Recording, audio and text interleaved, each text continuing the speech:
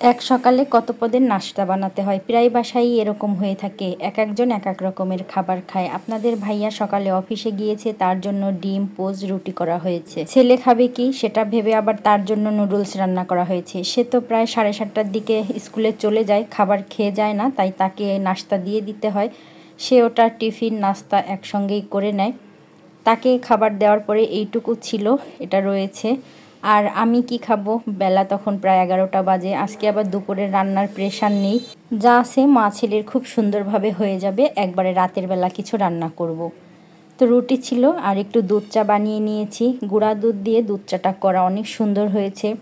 গাভীর দুধ দিয়ে চা করলে হয় কি, উপরে একটা সর পড়ে আর একটু তেল তেল থাকে, তবে গরুর দুধটা দিয়েই কিন্তু চা বেশি খাওয়া হয়। বাবু তখন আপন মনে খেলছিল আর আমি যে ঘর দিয়ে ঘোরাফেরা করতেছি আর একটু চা খাচ্ছি। চা খাই না, কিন্তু খুব ভোরে ঘুম থেকে উঠতে হয়েছে, কেমন যেন মাথাটা ঝিমঝিম করতেছে। একটু ফ্রি ছিলাম, পরে মনে হলো যে একটা কেক বানাই। এই কেকটা ছেলে মাশাল্লাহ খুব পছন্দ করে।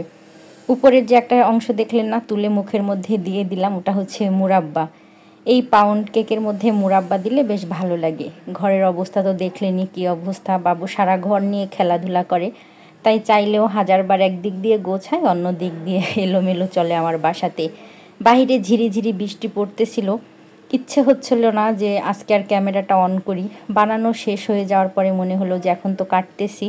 আমার ছেলেটাই দেখুন ভিডিওটা অন করেছে, আর বাবু কি যেন ভেবে খোঁচাচ্ছে নখ দিয়েও। খাবার দাবার দেখলে এরকমই করে, খেতে তো চায় না, কিন্তু নখ দিয়ে মানে একটা আঙুল দিয়ে খুব সুন্দরভাবে ওই স্পর্শ করে, এমনভাবে ধরে মুখে দেয় যেন একটু বেশি যাবে, তার কোনো উপায় নেই, জাস্ট একটু স্পর্শ করে আর ওই হাতটাই মুখের মধ্যে দেয়।